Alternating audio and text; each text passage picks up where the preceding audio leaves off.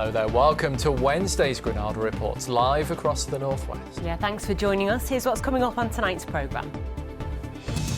How Margaret went from living a full life to fighting for her life. The tragic consequences of a crash involving an electric bike.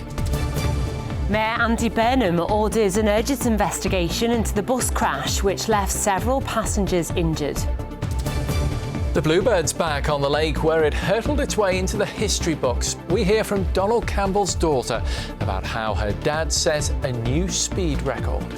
This may look like a giant stag and hen party, but it's on the stage where they're sinking all the doubles. We're among the crowds and the crazy costumes at the World Match Play Darts in Blackpool. The best sitcom that never got the recognition it deserved. Johnny Vegas waxing lyrical about the stage version of the TV comedy Ideal.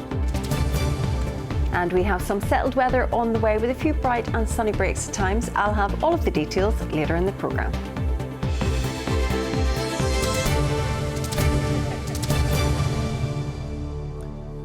So first tonight, it seems our region has suddenly been hit by a spate of serious crimes involving electric bikes. Yeah, our top story tonight is about one incident which could easily have resulted in a happy and independent pensioner, Margaret Scaldwell, losing her life after being knocked over by an e-bike as she crossed the road near her house. Now Margaret spends most of her time in that house, her life devastated by the serious injuries that she suffered. Well, in the last few hours, two men who were riding that e-bike have been sentenced at the Crown Court in Bolton. Our reporter Jennifer Buck is there now. And Jennifer, what can you tell us? Well, this case really highlights the real dangers that e-bikes can cause that should not even be on our roads. Now, the e-bike that collided with Margaret Scaldwell in Wigan in August 2023, it had faulty brakes, the speed limiter had been disabled, it was illegal to be on the road, and the driver had no licence and no insurance. Now, the e-bike hit Margaret Scaldwell at around 40 miles an hour as she simply crossed the road near to her house in Wigan in a 30-mile-an-hour zone. The driver, Cian Monks, and his passenger, Joel Pilling, fled the scene that day. Now, today, Monks, who was once on the youth team at Wigan Athletic, was sentenced to 2 years and 3 months in prison. His passenger was given a 22-month suspended sentence. Now, the victim in this collision was not in court today, but we heard in her victim impact statement how she had gone from being an independent woman to simply just existing. She suffered life-changing injuries in the collision, a brain injury, broken spine, broken pelvis, broken arms, and 19 broken ribs. Well, we can now speak to the family solicitor, Robin Patey from Express Solicitors. First of all, 2 years on, how's Margaret? Thank you. Well, as you say, these were life-changing and permanent injuries. Margaret was in hospital for 2 months. She's then continued at home with rehabilitation and almost daily treatments. As she described, her life is pretty much a round of almost daily hospital appointments. She has care from her daughter and her son and other family members, and she understands that she's going to need long-term lifetime support. However, she's determined not to let this ruin her life. So what's the family's reaction to the sentencing?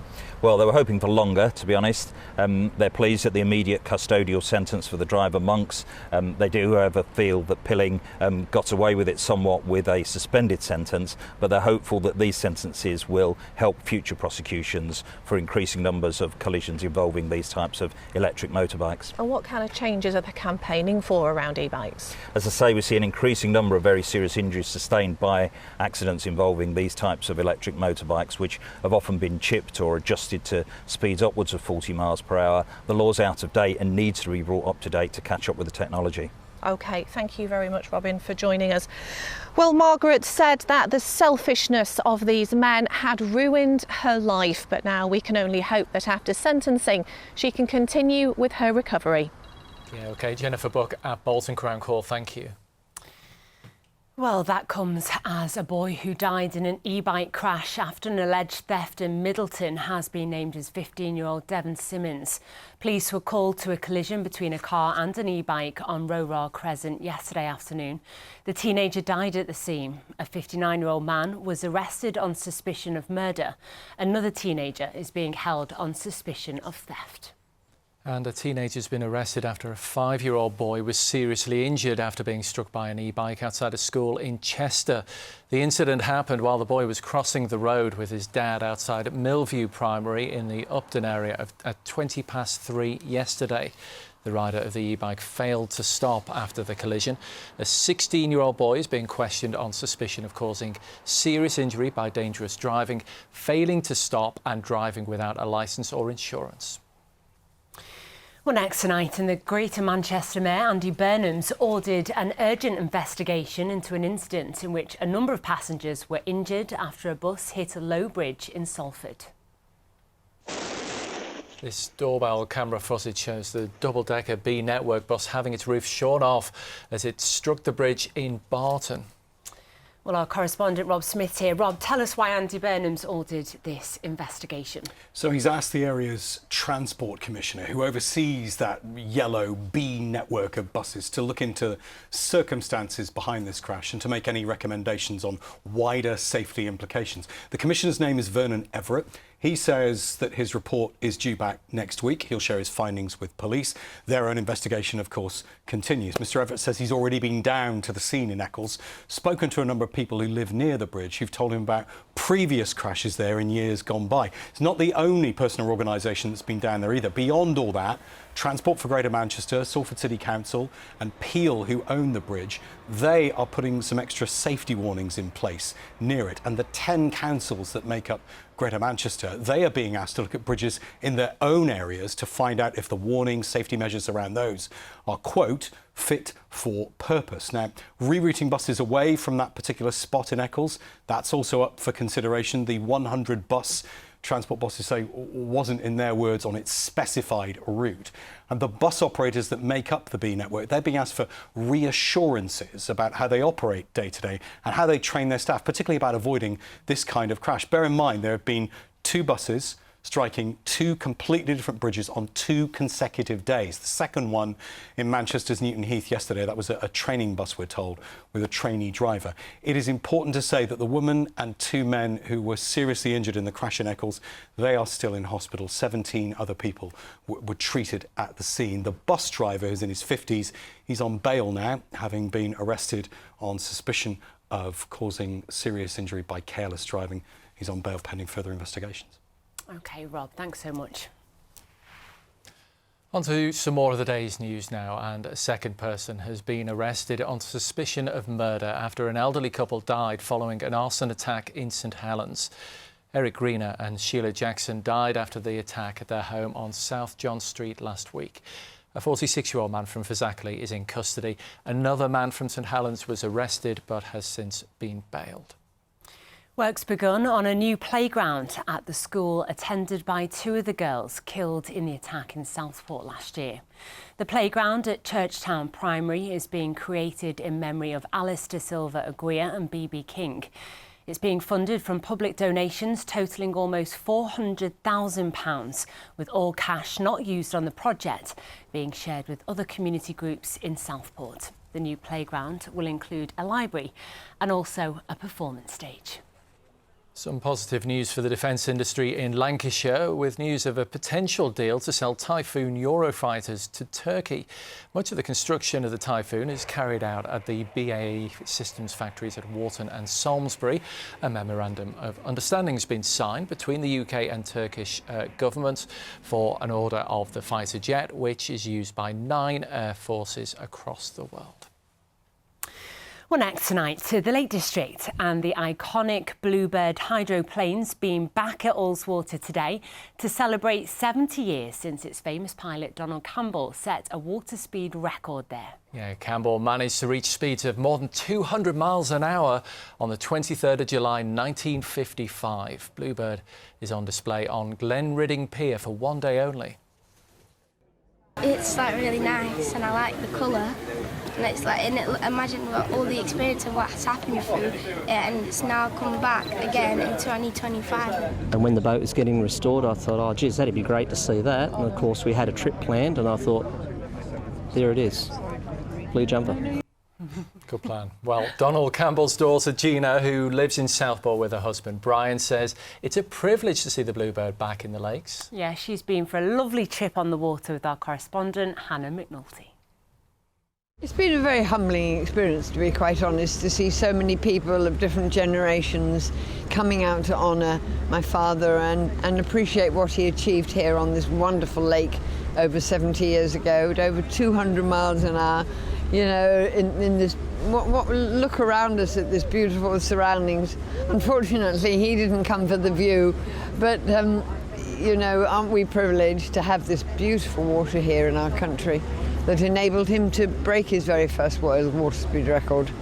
And we retraced that mile, albeit at a much slower pace, on this steamer a little earlier. How was that for you? I've never been on Ullswater before, so for me this is a privilege as well. And yes, it's how can I say, it is the most beautiful, beautiful area of our country. And the people of Ullswater obviously put so much effort into helping my dad break his record. So it was really, really very, very exciting to see so many people of so many different generations there as well. You actually didn't make it to Ullswater. You were a little girl when he broke this record. Explain to me what happened. I had to have a Kirby grip removed from my intestines. I don't know how, but I managed to swallow one. And I was in hospital having that surgically removed. And I remember it being announced in the ward that my father had just broken the 200-mile-an-hour barrier. And the whole, you know, there was champagne corks blowing, and the nurses and the doctors were all, you know, whooping it away. And yeah, I was very touched. And an old friend of my dad's was in one of the rooms, Goldie Gardner, who was an old racing driver from the Brooklands era. And he even took the time with the 6-year-old child, myself, to spend time with me and congratulate my father on his record. Your husband Brian is here just blocking the wind and holding your father's mascot, and he's dressed up specially for today, isn't he, Brian? Tell me about this. Yes, absolutely he is. Obviously Mr. Woppett came up obviously after Donald's accident, and he's been with Jean and myself ever since then. It's very poignant that he should do the measured mile today, following in his father's footsteps, sort of thing. He's not been a great fan of water, but today's made a special occasion, yeah. And we have on him the medal there that my dad, St. was given to Donald by Sir Malcolm Campbell. It's inscribed to Donald from Daddy. Yep. And we have a picture here of Donald as a little boy. That was my grandma's. She used to wear that round her neck. So it's a very special occasion for the little fella today, yeah. And he's enjoyed it, following in father's footsteps. Oh. He's had a lovely little trip out on the water there, hasn't he? Special day for everyone, I think, though. Well, let's take a look at what's coming up now in the evening news. Here's Mary. Coming up, England's Euro semi-final victory saved by the subs. Now, just one match away from retaining their title. The BBC says it will air the MasterChef series featuring the departed stars John Turode and Greg Wallace. And a farewell to the Prince of Darkness. Tributes are paid to the Black Sabbath star Ozzy Osbourne. Well, do join me for those stories and more at 6:30. OK, on to a reminder that the search is on to find a fundraiser to represent the North West at this year's Daily Mirror Pride of Britain Awards. And we need your help. Yeah, we do. If you know someone who goes the extra mile for a special cause, they could be Granada's next fundraiser of the year. You can nominate individuals or groups, and we'll be sending one person plus their guest all the way to London to represent the North West. So you've got until the 10th of August to nominate. Just head to itv.com/Pride of Britain. The Pride of Britain Awards represents the very best of British, but we can't do it without you. So if you would like to nominate someone to represent this region in the ITV Fundraiser of the Year Award category, then please tell us all about them. Right, well, let's head to Blackpool now. And the North Pier, the oldest of the 3 piers in the resort, is up for sale. According to the estate agents, they're looking for, quote, sensible offers for the Grade 2 Victorian structure, which opened to the public in May 1863. It was bought in 2011 by the Sedgwick family, which also owns Central and South Piers. And it's been announced that singer Ollie Murs will switch on this year's Blackpool Illuminations at the end of next month. Murs, who last performed there in 2011, says he's buzzing to be chosen for the honour.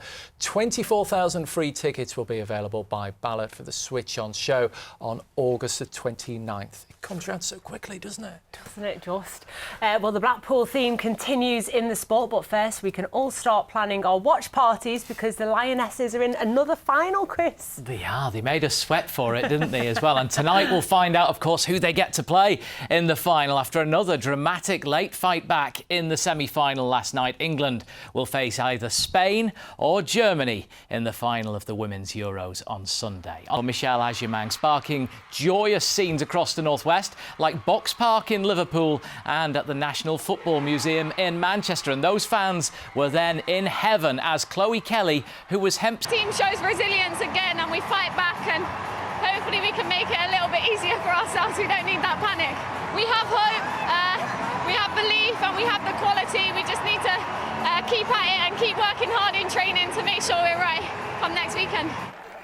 So, heartbreaking for Italy, but here's a heartwarming moment for 2 England fans. Kira Walsh, who's from Rochdale, picking out these young supporters in the crowd to give them a valuable memento of a very special night.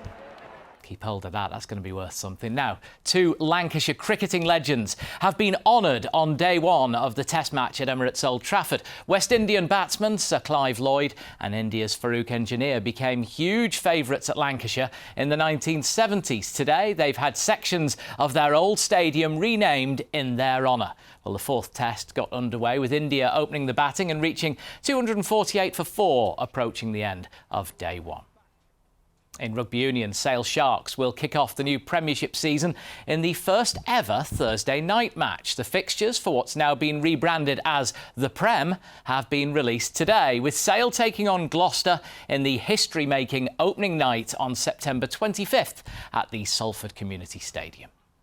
Well, next, we're heading back to Blackpool, where the World Match Play Darts Championship is in full swing. And Luke Littler isn't the only North West player targeting his first title at the Winter Gardens. Last night, it was Liverpool's Stephen Bunting who took centre stage, and Mike Hall was in Blackpool to sample the sights and the sounds of the big night. When the World Match Play was first staged at the Winter Gardens 30 years ago, they handed out free tickets on Blackpool Prom. This year, all 9 days of the tournament sold out in minutes, and those lucky to be here were making a meal of it. Ladies, who are you wearing? Egg and bacon, you can't have an egg without a bacon. Luigi, what is so special about the darts?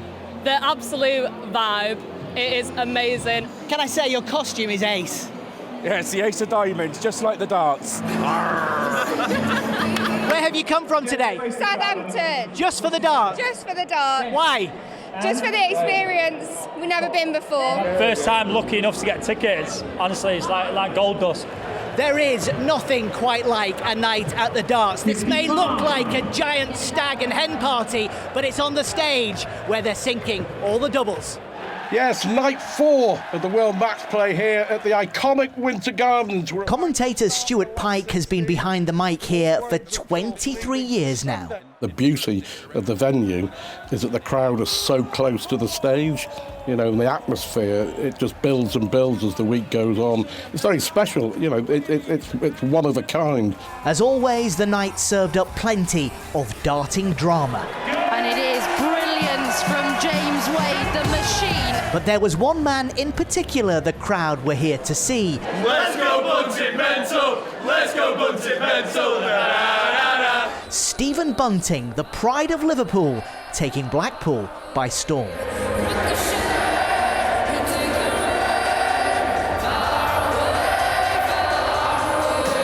Love the entrance music, he's always great, and he's always up for a good laugh. He's a man of the people.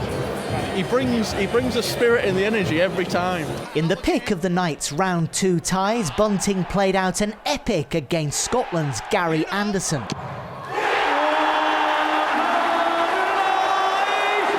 A 12-10 tie-break victory, firing the man known as the Bullet into the quarter-finals. I'm just a normal lad from Liverpool, and yeah, I'll never change no matter how much money I win, no matter how highly ranked I am. And I think people build into that sort of side of it. What would it mean to win this thing?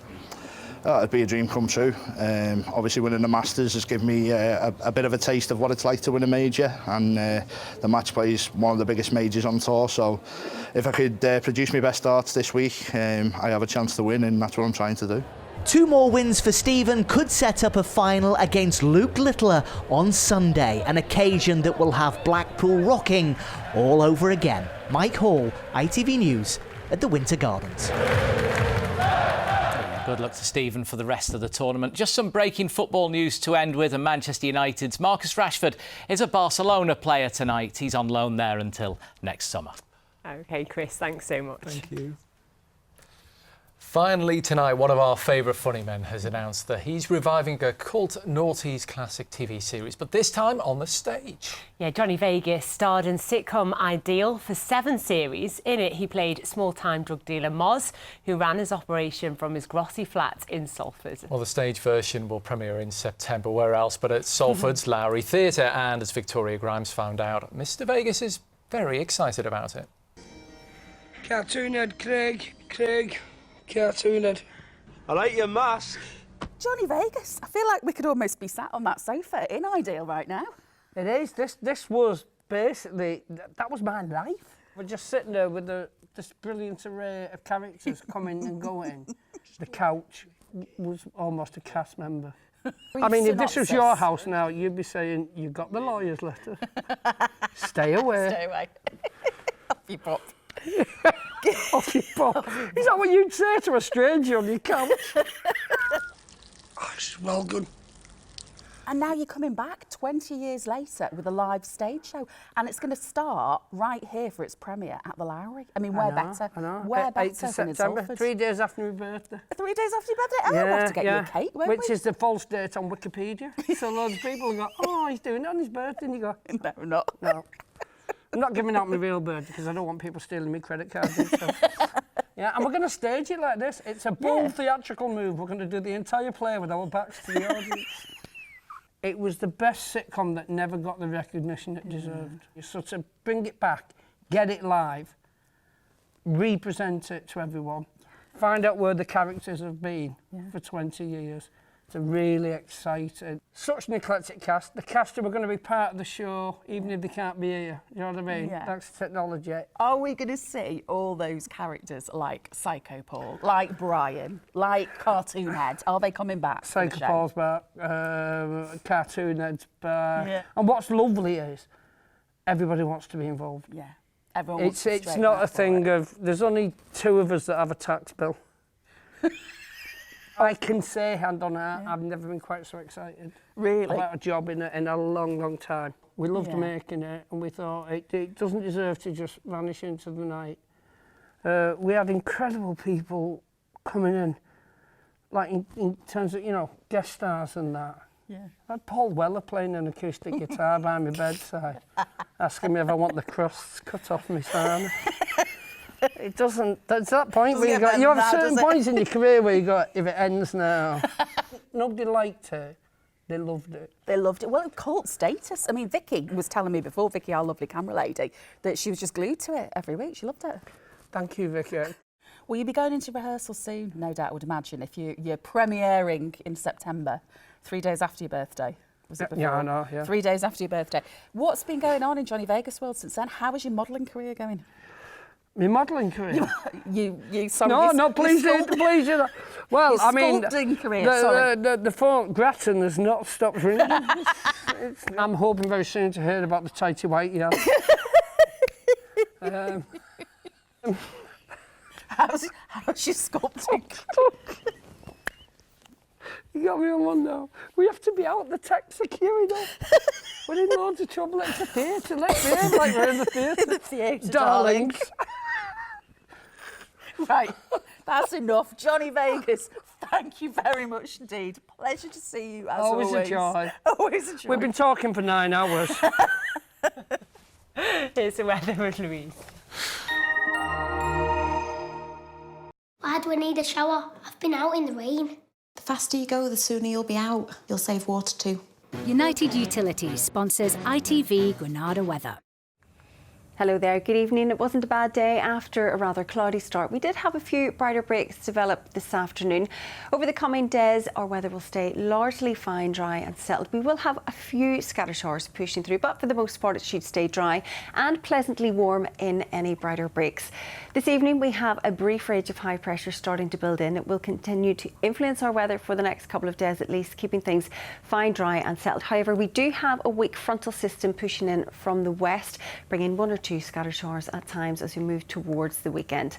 Ahead of that, this evening, any showers should finally die out, becoming largely dry in the overnight period. Quite a lot of cloud around, but we will have a few breaks in that cloud, which will see a few mist and fog patches forming as we head towards dawn. It is yet again another mild and muggy night. Temperatures holding up at 16 or 17 degrees Celsius. So a mild start tomorrow morning.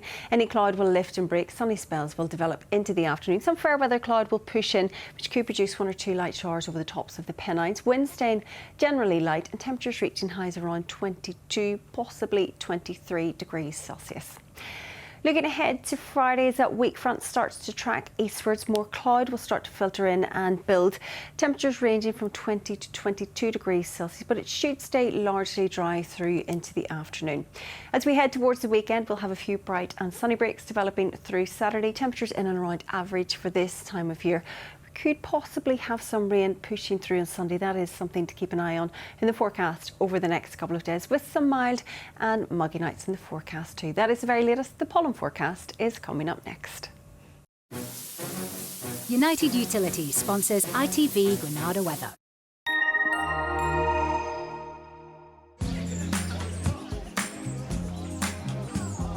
Making the most of summer.